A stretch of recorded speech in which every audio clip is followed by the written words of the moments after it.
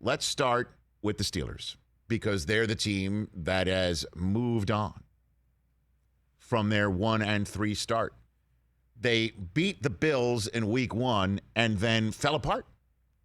And you know what I was talking about during that first month of the season when they lost 3 in a row, and I said Ben looked washed because the offense did not look any better than the way they finished up last year after being the lone remaining undefeated team of 2020, winning their first 11 games and then falling apart because they didn't have a deep threat, they didn't have a run threat, and then defensively they were losing players left and right and banged up. See ya. Browns boat race them out of the playoffs, one and done. And then there's that 1-3 start. And I was saying that entire time, more Najee Harris, please. Let's go. Let's establish him. Let's establish the run game. Let's establish him as one of the threats coming out of the passing game. And even though they have lost Juju Smith-Schuster for the season, this offense is really potent. Yeah. Because they're going to come downhill and hit you. And I said this during the summer, that Najee Harris had the ability to reestablish the Steelers' identity in the manner in which we had come to know them, accustomed to know the Steelers as we're going to hit you in the mouth, we're going to control the line of scrimmage on both sides of the ball, and with Big Ben in there, let's stand back there, let him stand back there and be clean and pick and choose who to throw to. And they got him a tight end in Pat Freiermuth now, and he's caught touchdown pass after touchdown pass, and the receivers are getting open, and it's all coming up roses. I mean, the way that Big Ben is now standing upright and isn't running for his life and isn't getting rid of the ball right away 2 yards in front of him, and everybody's bunched up on that line of scrimmage, we don't see it anymore. We don't see anybody like bunched up in those first 6 yards, even when you think Najee Harris is going to get it, because he's going to just run straight through you. And TJ Watt is playing at the top of his game. And now the Steelers are 5-3, guys. From 1-3 to 5-3. Wow. And I'm shocked. And they're just a game behind the Ravens in this division. They're a half game in front of the Browns. And, I mean, oh, man. The Bengals were leading this division 2 weeks ago. They were the 1 seed in the AFC. And now they're in last place in this division. They're in last place in this division. We keep talking about the NFC West being the deep end of the NFL pool.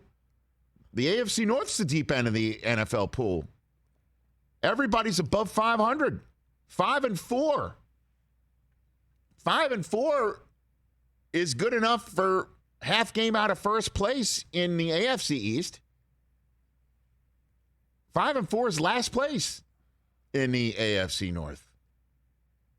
Look out. And the Steelers have Detroit next. Ravens first up to kick off Week 10 at Miami. The Bengals are sitting on a bye week saying, what the hell happened?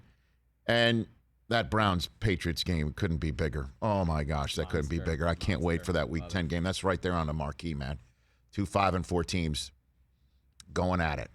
Looking forward to that. So the Steelers are trending up, and why not? And why not? And it's good to see their kicker back from the worst fake field goal in the history of fake field goals. Pretty bad. Kicking game winners and also recovering a fumble on a kickoff that really crushed the Bears. Let's get to the Bears. Just when you could say they are who we thought they were, Justin Fields dropped his Huggies last night, guys. That's the phrase that Bill Parcells always used about rookies getting better and rookies maturing and rookies beginning to show flashes of what they can do.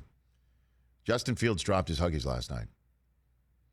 That kid was getting beat up. He was getting blown up. They weren't doing diddly squat, diddly poo, to use the phrase that pays from Jim Morris Sr. They weren't doing any of that. They were getting field goals while the Steelers were getting touchdowns.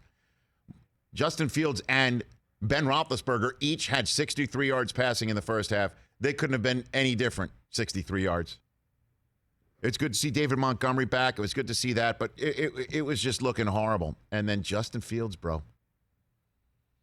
Those throws he made in the fourth quarter and the second half and the leading up to that fourth quarter were just like, whoa, throws. Just like, now we get it.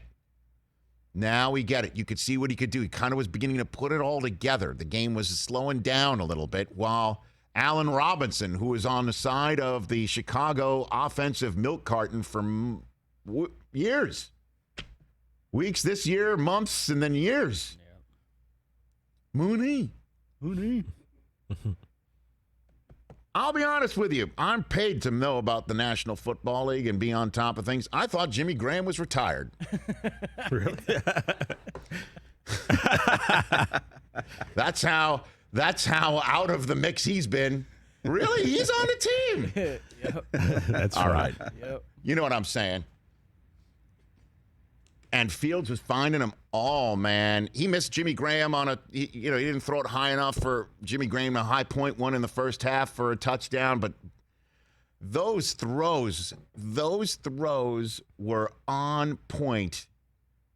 And that throw he made to Mooney for the touchdown to put him up when he was extending the play to his left against the grain, going against the grain, against his body, and he threw that dart to Mooney, who toe tapped in the end zone, and I'm like, okay.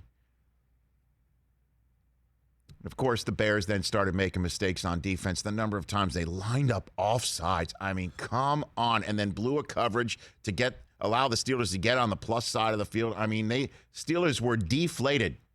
They were down. This Bears team, they were toast in this game. And they came off the mat. They came back in Pittsburgh on Monday Night Football.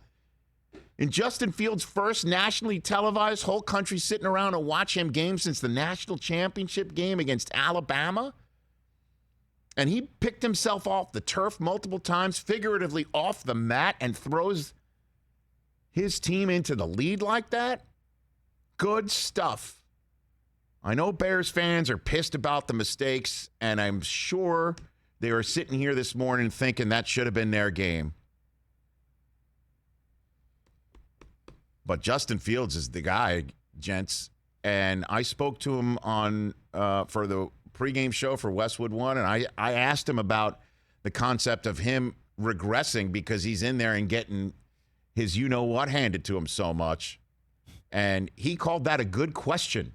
He wasn't like, yeah, no, don't worry about me. He called that a good question. He said he's actually talking to Cam Newton, who he's been speaking to for years, about this.